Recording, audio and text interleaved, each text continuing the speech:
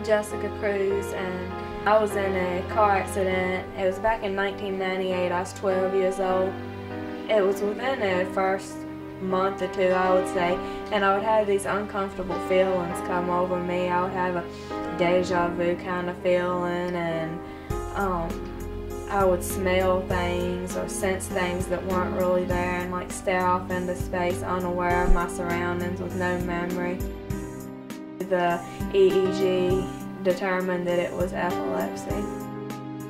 A lot of people don't realize what a struggle it can be dealing with epilepsy. You know, she told me, and I found out also, that she was having some problems with seizures, some brain problems. Eventually they evaluated me for brain surgery, and I had, on the longest day of the year actually, my left anterior temporal lobe and hippocampus and amygdala taken out, which gave me amnesia really bad. I wasn't worried about the surgery at all. I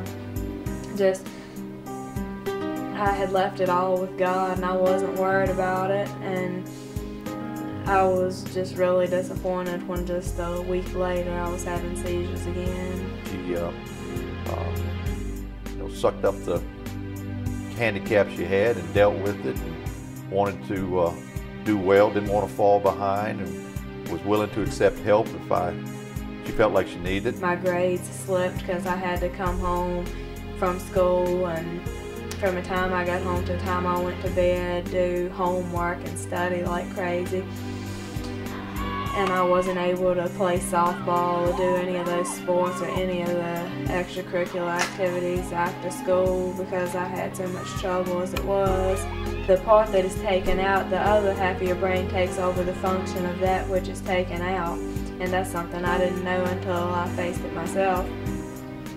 But it took years for my other half of my brain to take over the function of the memory. I still have amnesia somewhat, but years ago you could tell me something 1 minute and I wouldn't remember it 2 minutes later.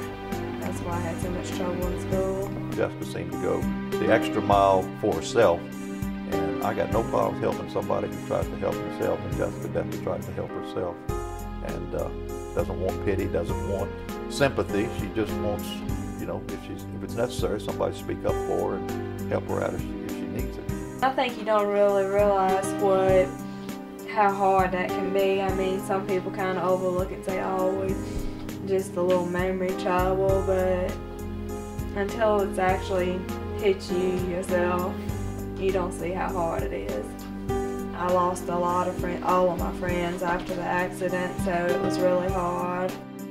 I felt like people looked down on me in high school. I don't know, now that I look back, I don't know if they did as greatly as I felt like, but I really thought they did look down on me because, I mean, my head was shaved at one time with staples all in my head and no hair, and all these other young girls going to the prom and get their hair fixed up pretty and having a good time in high school, and there I was bald-headed, and I just was a skinhead, and I just felt like I looked so ugly, and not that that mattered, but I think it affected my self-image that I was bald-headed and couldn't remember anything and just having so much trouble. Felt like I'd never amount to anything.